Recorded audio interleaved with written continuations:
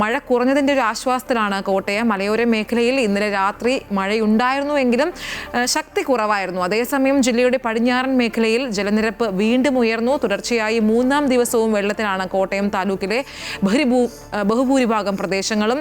വിശദാംശങ്ങളുമായി പ്രശാന്ത് ജോസഫ് ചേരുകയാണ്. പ്രശാന്ത് ഇപ്പോൾ നിൽക്കുന്നത് അതിനൊരു വെള്ളക്കെട്ടിലാണ്.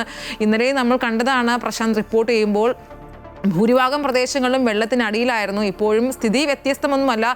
ഈ പ്രശാന്തിന്റെ വീട് പോലും വെള്ളത്തിനടിയിലാകുന്ന ഒരു വാർത്ത പുറത്തു വരികയുണ്ടായി. എന്താണ് ഇപ്പോൾ അവിടുത്തെ ഒരു സ്ഥിതിയും എങ്ങനെയാണ്? ശരിയാ, തീർച്ചയായും കോട്ടയം താലൂക്കിൻ്റെ താഴ്ന്ന പ്രദേശങ്ങൾ 3 ദിവസമായി വെള്ളത്തിൽ കിടക്കുകയാണ്. എൻ്റെ വീടിൻ്റെ പരിസരമെല്ലാം വെള്ളം കയറിയിട്ടുണ്ട്. വെള്ളത്തിലൂടെ കടന്നാണ് ഇപ്പോൾ വന്നിരിക്കുന്നത്. ഞാൻ ഇപ്പോൾ വന്നിരിക്കുന്നത് കോട്ടയം താഴത്തങ്ങാടി എന്ന് പറയുന്ന സ്ഥലത്താണ്. ഇന്നലെയും നമ്മൾ ഇവിടെ നിന്നാണ് റിപ്പോർട്ട് ചെയ്തത്. ഇന്നലെ നമ്മൾ രാവിലെ ലൈവ് ചെയ്യുമ്പോൾ ഇവിടെ നിന്ന് ഇതിന് ഒരു 150 മീറ്റർ അപ്പുറം നിന്നാണ് ലൈവ് ചെയ്തത്. ഇപ്പോൾ അങ്ങോട്ട് എത്താൻ കഴിയാത്ത സ്ഥിതിയാണ്. കാരണം അവിടെയെല്ലാം വെള്ളം കയറി. ഇന്നലത്തേതിലും ഏകദേശം 1 അടിയോളം വെള്ളം ഉയർന്നിട്ടുണ്ട്, ജലനിരപ്പ് ഉയർന്നിട്ടുണ്ട്. അത്തരമൊരു സാഹചര്യമാണ്. ഇന്നും കോട്ടയം ജില്ലയിൽ ഓറഞ്ച് അലർട്ട് നിലനിൽക്കുകയാണ്.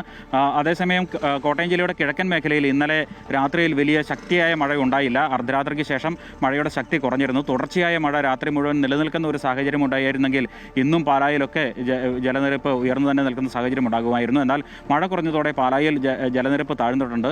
പാല ഇരാറ്റുപേട്ട റൂട്ടിലൊക്കെ ഗതാഗതം സാധ്യമാകുന്ന രീതിയിൽ ജലനിരപ്പ് താഴ്ന്നിട്ടുണ്ട്.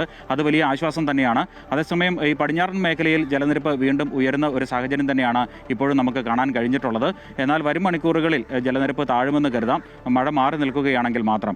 ഇന്നലെ എല്ലാ പ്രദേശങ്ങളിൽ നിന്നും, കോട്ടയം താലൂക്കിലെ വിവിധ പ്രദേശങ്ങളിൽ നിന്നും, വെള്ളക്കെട്ടിലുള്ള പ്രദേശങ്ങളിൽ നിന്നെല്ലാം NDRFിൻ്റെയും ഫയർഫോഴ്സിൻ്റെയും ഒക്കെ നേതൃത്വത്തിൽ ആളുകളെ സുരക്ഷിത കേന്ദ്രങ്ങളിലേക്ക് മാറ്റുകയുണ്ടായിരുന്നു.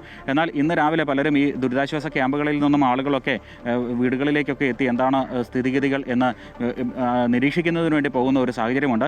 ഇത് ഒരുപക്ഷെ അപകടത്തിന് കാരണമാകാമെന്ന ഒരു മുന്നറിയിപ്പ് ഫയർഫോഴ്സും പോലീസും ജില്ലാ ഭരണകൂടവും ഒക്കെ ഇന്നലെ തന്നെ നൽകിയിട്ടുണ്ട്. ആളുകളോട് സുരക്ഷാ മാനദണ്ഡങ്ങൾ പാലിച്ചുകൊണ്ട് മാത്രമേ പുറത്തിറങ്ങാവൂ എന്ന് കർശന നിർദ്ദേശം നൽകിയിട്ടുണ്ട്.